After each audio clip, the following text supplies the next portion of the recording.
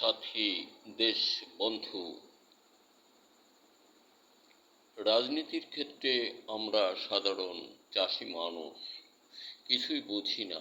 আমরা এতটুকু জানি আর বুঝি, চাষি হিসেবে আমার জমি এই দাগে কতটুকু আছে, কতটুকু আমি ভোগ করছি। অন্য অংশ যদি গিয়ে থাকে বা কেউ দখল করে, সে কে বা কিভাবে আছে, এইটা আমার অনুকূলে আনতে হবে।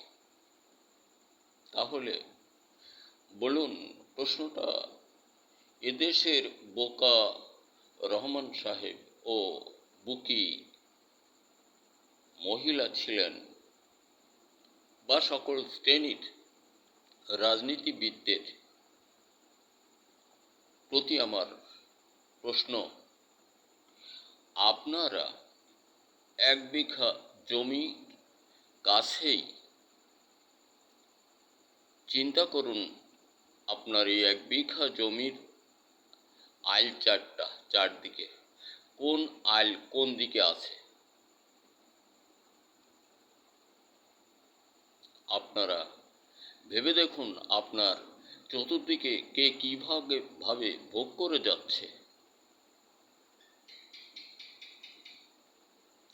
এইটা আপনি যদি নাই জেনে থাকেন, তাহলে আপনি কিসের চাষি বলুন? আপনার কাছে এই রাজনীতিটা তো একটা বর্গা জমি। এই জমি আপনার হাতে থাকলে তো দিন দিন আপনাকে আপন মনে নিজেই উঠে যাবেন, কারণ আপনার ওই দাগে জমি আর 1 সুতাও থাকবে না। তারেক রহমান, তোমার বাবা যেভাবেই হোক কিছুদিন ছিলেন, ওনার মাঝে একটি সততা ছিল, অর্থনীতি, চরিত্রগত, সার্বিক। তুমি এমন একজন পরম মানুষের সন্তান হয়ে যে বিলাসবহুল জীবনযাপন করছো আরেকটা দেশে থেকে, একটা বিত্তবিহীন দেশের মানুষ হয়ে,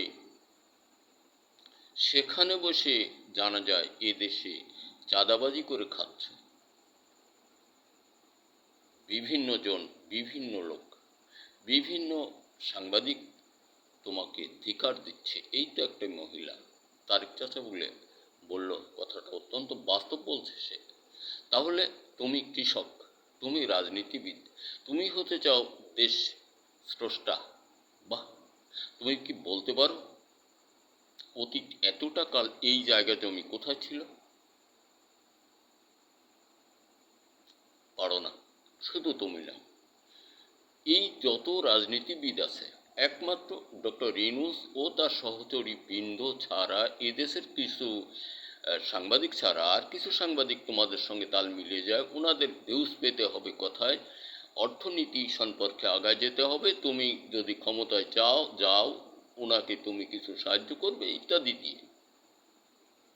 এইসব সাংবাদিকরাও সঠিক বলে না, সকলেই না, সকলেই যে ওই দলে না।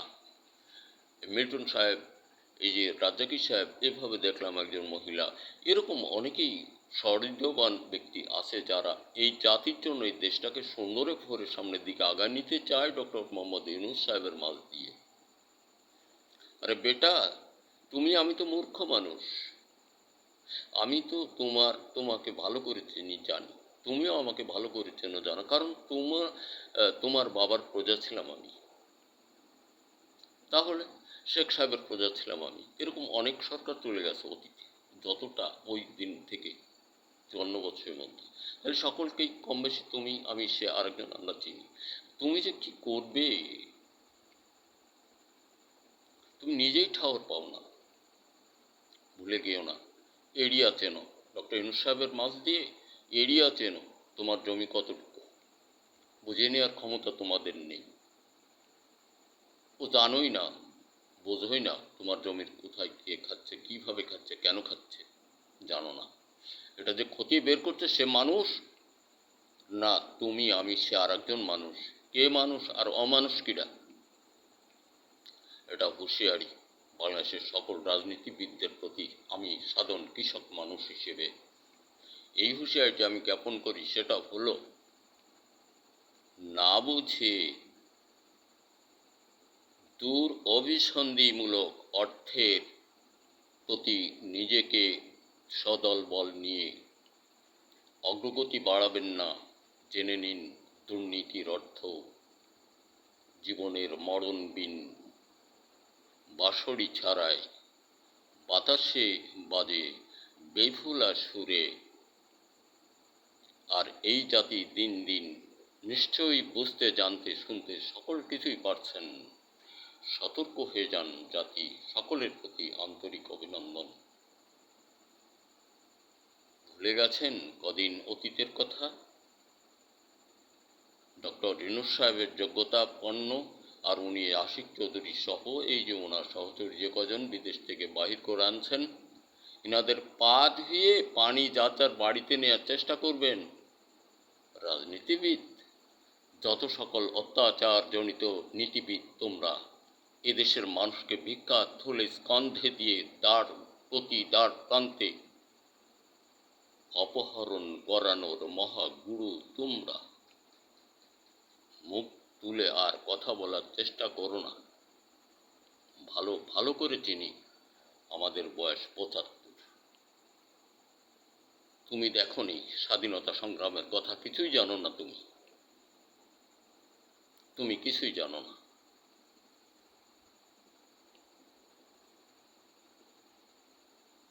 ৫৪টি বছর কি করছো, কোথায় দিছো, কিসের রাজনীতিবিদ তোমরা? বলতে পারো বাংলাদেশে একটা গ্রাম বাংলা অনুমোদন কে দিছিল? তখন ২০,০০০ টাকায় হতো টোটাল, আর একটা সিগনেচার ২০,০০০ নেওয়া হতো। সে কিরা? মানুষের পায়ের নিচে নিজের বিবেককে তলিয়ে দিলে তার স্থান কোথায় হবে সে নিজেও ভাবে না। ভাবার উচিত। ও যে বললো না মহিলাটা, মেয়েটা, লন্ডনে বসে কি করো? সবজির দোকানে বেতনভুক্ত থাকো, এইটাই সে বোঝাইছে। কারণ তোমার যোগ্যতার উপর দেশের সকল শ্রেণীর মানুষ আমরা শত সাবধান সতর্কতা অবলম্বন করি। এই দুরন্ত দূরদর্শী বিদদের হাত থেকে, এরা রাজনীতিবিদ না, ওই বিদদের হাত থেকে নিজের দেশটা জাতিকে সুনিশ্চিত শান্তির পথে নিতে ডক্টর মোহাম্মদ ইউনূস সাহেবকে তার সদলবল নিয়ে অগ্রগতি বাড়াবার সুযোগ করে দিই। ধন্যবাদ।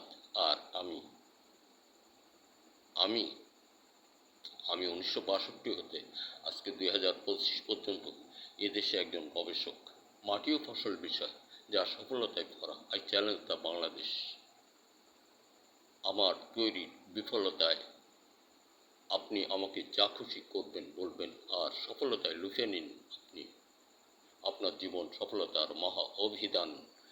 সর্বোপরি মনে পড়ে এদেশের এই কুখ্যাত রাজনীতি, মানে রাজনীতি নামে কুখ্যাত লুণ্ঠন পার্টিদের হাত থেকে আমরা সকলেই যাতে নিষ্কৃতি পাই, সকল সাহায্য আমাদের মাঝ থেকেই জোগাড় করতে হবে, আনয়ন করতে হবে।